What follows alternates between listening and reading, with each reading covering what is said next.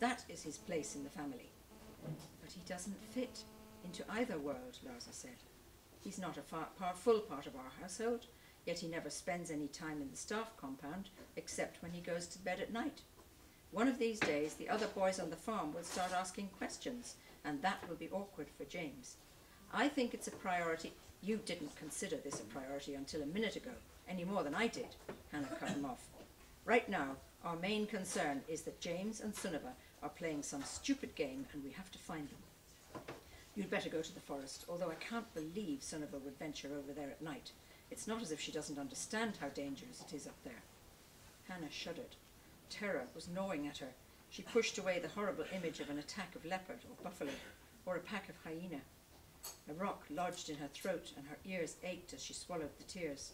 She tried to decide whether she should rejoin Lars or set off in another direction. Indecision rooted her to the spot. She stood there, biting her lip, racking her brain for some clue to where she could begin a search. Trying not to think of the forest, of her brother and his monstrous end. Outside, the steady rain had begun to fall, realizing her fears of a slippery road that would make slow going later, if they ever got away. Lars saw his wife's consternation. He reached out to squeeze her hand and then caught a movement at the edge of his field of vision. On the veranda, Mwangi was holding James by the scruff of his neck, and Hannah gasped and ran at them. I found him coming back to Esther's nyumba, Mwangi said, pushing the boy forward. James, where have you been? Where is Sunniva? You know it's not safe to be out of the compound at night. Relief and rage coursed through Hannah, leaving her unable to stop spewing out the irate words. You deserve a bloody good hiding, both of you, and you better watch out, because Esther is also... Hannah, Lars spoke in a low tone as James backed away from her. We need to go slowly here. He turned his attention to the boy. Now, James, you must answer me. You are not in trouble, I promise you, but you must tell me where Sunniva is. I have not seen her. James's words were barely audible, and he stared at the ground, sullen and defensive, twisting his fingers together before stuffing them into the pockets of his shorts. His clothes were plastered to his skin by the rain, and he was shivering. You must tell us the truth. Hannah adopted a more conciliatory tone. She should not be away from the house at night. You know that. James remained silent, his body stiff with resistance, his expression anxious. Did you promise Sunniva you would keep a secret? Hannah persisted. If that is the case, it's not your fault, but we have to find her. Tell Mama Hannah what you know. Esther had appeared in the doorway, her eyes blazing as she shook her fist at her charge. You are a stupid boy, James Karuri. Bayasana, stupid in the head, always causing trouble. She grabbed him and shook him, but Hannah made a gesture of restraint. James, help me, please. Hannah's mind filled with the bloody memories of past years, and she was close to screaming. She stood back, clutching at an armchair, trying to think of some way to prise the information out of the child. What will you say to me if Sunniva is found dead? If she's attacked by a hyena or a buffalo? What then, James? She wants to stay there till everyone is gone. Then she will come out. He was looking at her now, but guilt filled his dark eyes, because she does not want to go away from Langani.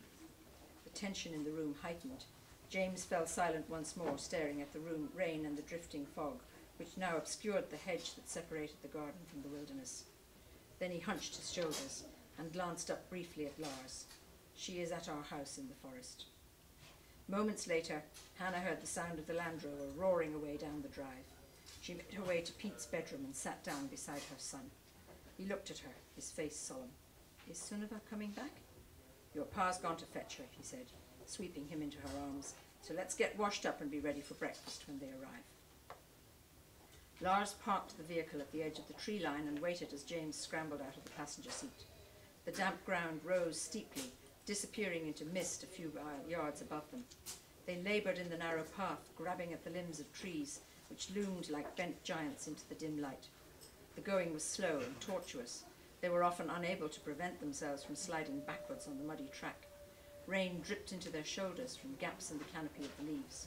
High above them, a troop of monkeys screamed and chattered in mockery, and leapt without effort through their aerial world.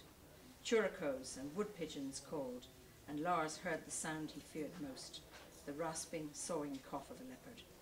He turned to James, his unspoken statement in his eyes, and the boy's face grew grey with alarm. She made me promise, he repeated, but his voice was trembling. I said I would not tell, but I am sorry. How far? Lars' question was harsh. He could hear the crack of breaking branches and the lumbering of an elephant higher up on the path. He released the safety catch of his rifle and repeated the question. How far, James? James pointed and ducked sideways, vanishing into a wall of vegetation with a sobbing sound as he moved forward at a faster pace. Lars pushed after him, the thick bushes snapping and lashing at his face, and he forced a passage for his large frame and said prayers from his Lutheran childhood. Old memories flashed through his mind as he followed the boy, whose father had once hidden deep in this same forest after the savage murder of Pete Vanderbeer. Seeing James ahead of him, uncannily attuned to the environment of his forebears, Lars had a deep surge of misgiving. He had tried to forget, but he had never been able to forgive. Unlike Sarah, who seemed against all the odds to have laid the barbarous vision to rest. The thickly wooded area was a place of haunting, terrible beauty and unspeakable revenge, and Hannah had never been able to set foot in this part on her land, where Simon Githeri had hidden after killing her brother.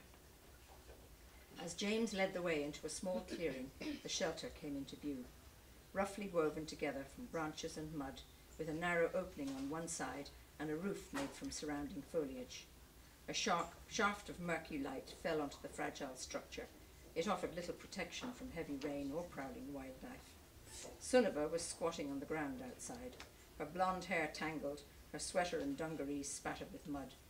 She was trying to coax a fire of damp twigs into life without success. She leapt to her feet at once, glaring at the two figures in front of her. You told them! You broke our pact! You broke our promise! Her voice was cold and flat, more deadly than any tirade. James looked away, wiped his hand across his eyes to disguise the oncoming tears as she turned her attention to her father. I am not going away. I told Ma I won't leave without James. I hate the other farm. I don't want to go there. I'm taking you home now, Sunniva. It was a statement with so much authority as Lars could muster. Conflicting emotions battled in his mind, but he recognized this was no time for coaxing or tolerance. You were wrong to frighten us by disappearing, and you will apologize to your mother the minute you see her. I thought you had enough sense to know that the forest is dangerous at night. I'm disappointed in you and very, very angry. Well, I'm not coming with you, she shouted, turning across the hut. You can't make me leave Langani. I'm not going to London or your stupid farm in Norway, not without James. Lars strode forward. Sunniva yelped as he took hold of her arms and spun her round, forcing her to walk in front of him, struggling down the muddy slope to the Land Rover.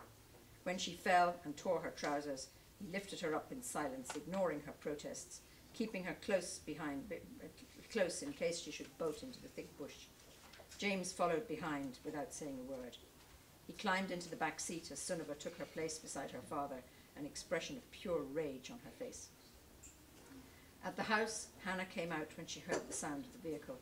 Running to open the car door, she took Sunniva in her arms, sinking down on her knees on the driveway, weeping with relief as she hugged her daughter before leaving her into the house. They sat through breakfast, Sunniva pushing her food around the plate, mute and defiant. When the meal was over, Mwangi brought the suitcases from the bedroom and set them down on the veranda. Then they were all piling into the old Mercedes, and the staff had lined up on the driveway to say their farewells, faces beaming now that all had turned out well at the beginning of the great family safari across the sea. There was no sign of Esther or James, and Hannah did not know whether to be relieved or to expect some further act of rebellion from her daughter, who had not spoken a word since her return.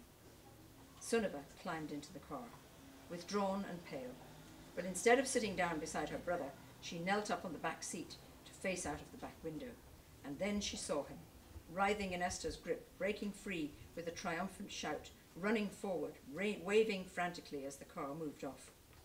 They rounded the curve in the driveway, the only sound in the car, Sunniva's wild, primeval howling as she pressed her face to the glass and beat her hands on the window and screamed his name in desolation.